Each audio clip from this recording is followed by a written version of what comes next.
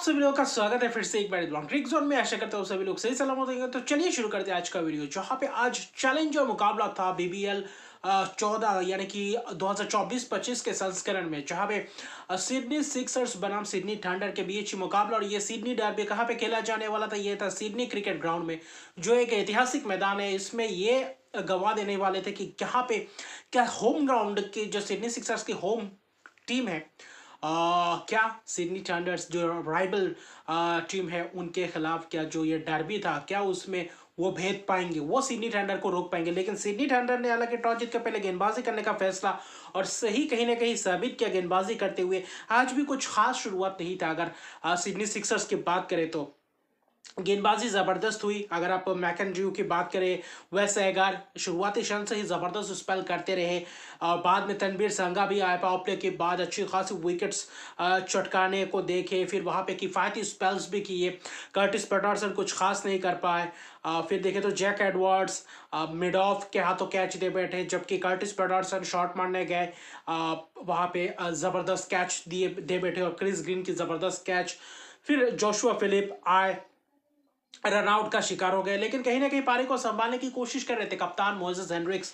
और वही दूसरी तरफ जॉर्डन सिल्क आज थोड़ा बहुत निचले क्रम में नहीं, वही सटीक बल्लेबाजी क्रम में आए, लेकिन जॉर्डन सिल्क ने कहीं ना कहीं पकड़ बनाए रखा था इस पारी में। भले ही धीमे चल रहे थे, ऐसा एक वक्त लग रहा था कि सिडनी सिक्सर्स शायद उतना रन्स बटोर नहीं पाएंगे और फिर से एक और बार वही कहानी क्या दोहराते हुए नजर आएंगे जो हॉबर्ट हरिकेन्स के खिलाफ हुआ था उस मैच में, और जॉर्डन सिल्क अकेले खड़े थे।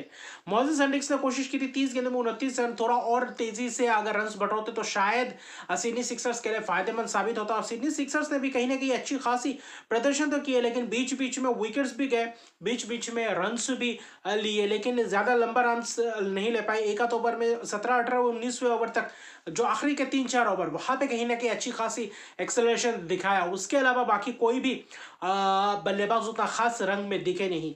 29 run Moises Henriques, Jordan silk 30 run 43 run 30 गेंदों में जबरदस्त पारी, और बैंड वर्शियस ने आकर जो आक्रामक पारी खेला, जो केमियो पारी 20 गेंदों में 30 रन, इसी 30 रन के बदौलत आखिर में 150 प्लस कर पाए, 151 रन बनाए, 7 विकेट के नुकसान पे बढ़ना बहुत ही मुश्किल सा बना दिया था सिडनी थंडर की शानदार स्पेल, शानदार गेंदबाजी क्रम ने, जहाँ पे तनवीर संगा भले ही विकेटलेस रहे, क्रिस ग्रीन भले ही विकेटलेस रहे, लेकिन जबरदस्त तो मिडिल ओवर्स में जबरदस्त गेंदबाजी करते हुए दिखाई दे। वहां पे शॉट्स लेने के लिए वैसे देखे तो वहां पे मजबूर करा दिया था कि वहां से रन से बटोरना मुश्किल था। टॉम एंड्रूज ने बीच में आकर आखिरी 2 विकेट चटका कर गए आखिर में, और 15 रन देकर बहुत ही महत्वपूर्ण वो स्पेल था। वैसे अगर कि बहुत ही जबरदस्त स्पेल, यानी कि सिडनी थंडर आज गेंदबाजी में लाजवाब प्रदर्शन करते दिखाई दिए। लेकिन 152 रन का लक्ष्य ऐसा था सिडनी थंडर्स के लिए, मानो एक आसानी से शायद चेस कर सकते, जहां पे जेसन संगा ने जो पहले 2-3 ओवर में प्रहार किया, जो आक्रामकता दिखा उस बल्लेबाज द्वारा, बहुत ही घातक अंदाज में बल्लेबाजी करते हुए दिखाई दी। वार्नर हालांकि मिचेल पेरी का शिकार हो गए, मिड ऑन के हाथों कैच दे बैठे।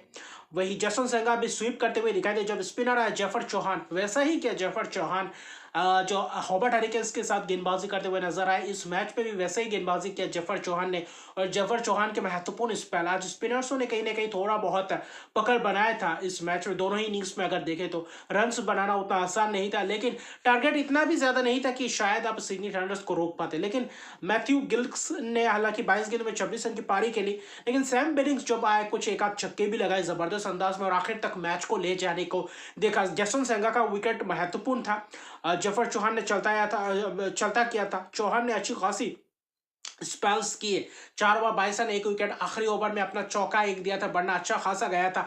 आखिरी 5 ओवर मजेदार था, सुपर सर्च पावर सर्च की बात की तो वहां पे 18वां 19वां ओवर, और वहां पे मैच लगभग सिडनी थंडर्स अपने नाम कर चुके थे, क्योंकि हेडन कैन ने भी कोशिश की थी, एक आध रनआउट्स का भी मौका गया सैम बिलिंग्स का, जहां पे जॉर्डन सिल्क से थोड़ा बहुत छूट गया था गेंद, वरना वहां पे भी मुश्किल था। अगर वहां पे विकेट सैम बिलिंग्स का मिलता तो शायद सिडनी थंडर्स के पास मौका थोड़े बहुत दूर होता चलता, लेकिन सैम बिलिंग्स ने कोशिश की, 20-20 25-25 रन की पार्टनरशिप्स बीच में दिखे, लेकिन मैकेंड्रू ने आकर जो प्रहार किया 19 गेंद 7 गेंदों में, जो बेन डुआशिस ने किया था वही मैकेंड्रू ने किया, और आखिर में बेन डुआशिस के खिलाफ ही आक्रामक प्रहार किया और करारा प्रहार करके मैच को अपने नाम कर दिया।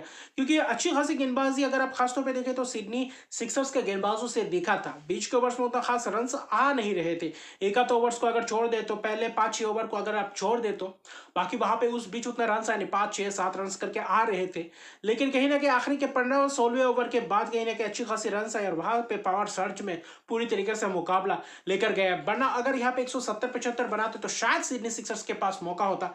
लेकिन सिडनी थंडर्स को अगर इस मुकाम पे पहुंचा है तो सैम बेलिंग्स के 42 रन 29 गेंद में बहुत ही महत्वपूर्ण पारी खेले और जेसन संगा की आक्रामक शुरुआत और आखिर में मैकेंड्रू ने जो 19 रन बटोरे, जो बैंड वॉशेस के ऊपर प्रहार किया, उसी ने कहीं ना कहीं मैच आखिर में छक्का लगाकर मैच जीताया और 4 विकेट की एक जबरदस्त जीत, 157 रन बनाए 18.5 ओवर में। और लाजवाब पारी सिडनी थंडर्स द्वारा बल्लेबाजी में, गेंदबाजी में, कैचेस भी जबरदस्त, कुछ फील्डिंग सिडनी सिक्सर्स ने भी की है लेकिन कहीं ना कहीं वहां पे पचड़ते हुए दिखाई दिए। तो उतना खास टोटल नहीं था। जेफर चौहान के 4 ओवर 22 रन 1 विकेट महत्वपूर्ण स्पेल जैक एडवर्ड्स ने भी किया था।